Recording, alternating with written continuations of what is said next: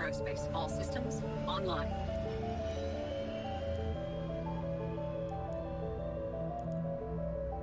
Welcome citizens. In this video we'll be taking a look at the Anvil Hurricane. We'll be going over the stats of the ship, looking at its standard loadout, giving our thoughts on the ship's usefulness and possible upgrades. As with all things Star Citizen, keep in mind that specific details of the ship could and probably will change over time as the game's development progresses. Originally pitched to the Star Citizen community via a poll in 2014 to be the game's third starter ship, it lost that spot to the MISC Reliant. It was later reimagined in 2017 into a heavy fighter that favours firepower at the expense of armour.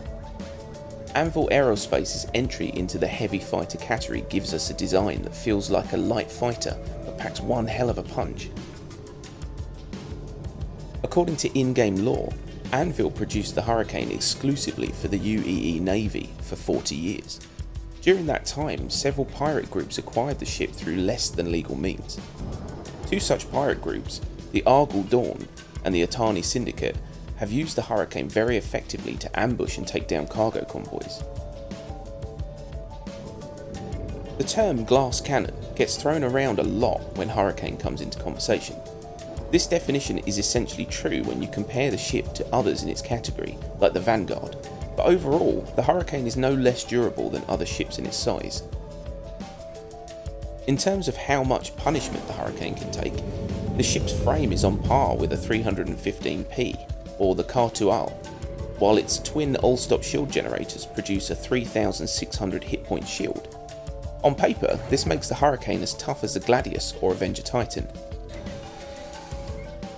Its two main thrusters can bring the ship up to a top speed of 265 meters per second, a maximum afterburn of 1125 meters per second, while its 8 impressive maneuvering thrusters give it the agility to outturn many smaller fighters. As standard, the Hurricane comes equipped with 2 medium-sized Arctic coolers, 2 small fuel tanks, 2 fuel intakes, a small Regulus power plant, small jump drive, small quantum drive, and a small quantum fuel tank. As with most combat-focused ships, the Hurricane has no cargo capacity, nor way to transport grabby hands items, so its ability to run missions is limited. For weaponry, it has 2 size 4 hardpoints on the nose and comes fitted with a pair of gimbaled size 3 broadsword ballistic cannons. While these don't have a particularly fast rate of fire, combined they can do 610 damage per shot and make short work of smaller ships. But the manned turret situated at the rear of the Hurricane is where the money is. The turret can fit 4 size 3 weapons and comes fitted with 4 of the same broadsword cannons that are fitted on the nose of the ship. With 6 broadsword cannons firing in unison, the Hurricane can output a sustained 1920 damage per second. To put those numbers into perspective, that will chew through a constellation in around 20 seconds, and 2 Hurricanes can rip a reclaimer apart in the same time.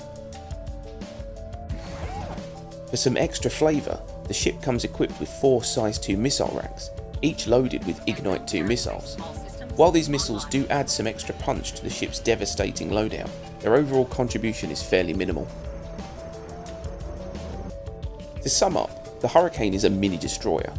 Pilots should treat the ship like a light fighter and not attempt to tank incoming damage. They should also only be using the nose guns and missiles when an opportunity presents itself, instead favouring to manoeuvre the ship into a position to allow the turret gunner a chance to unload on the target.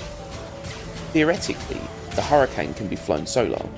Its size 3 nose guns and missiles can do some respectable damage on their own, but doing so gimps the ship quite heavily, and you would be better off using a solo dedicated ship instead, like a Hornet, Buccaneer or a Sabre.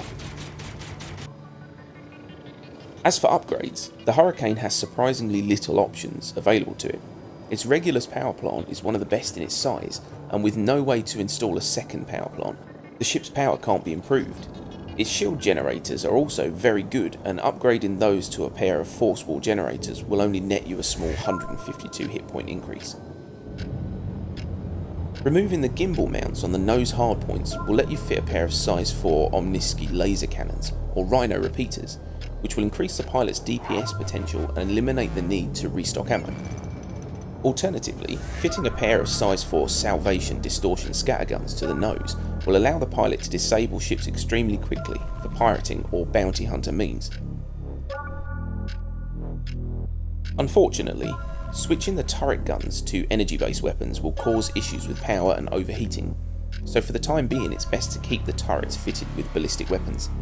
However, changing the standard broadsword cannons on the turret to size 3 tarantulas will increase the turret gunner's DPS by over 300 points. Currently, the only real thing holding the Hurricane back is the actual turret gameplay not being the easiest to use. Once the various mechanics that factor into turret gameplay have been tweaked to an acceptable level, the Hurricane will be a scary sight to see pop up on your radar.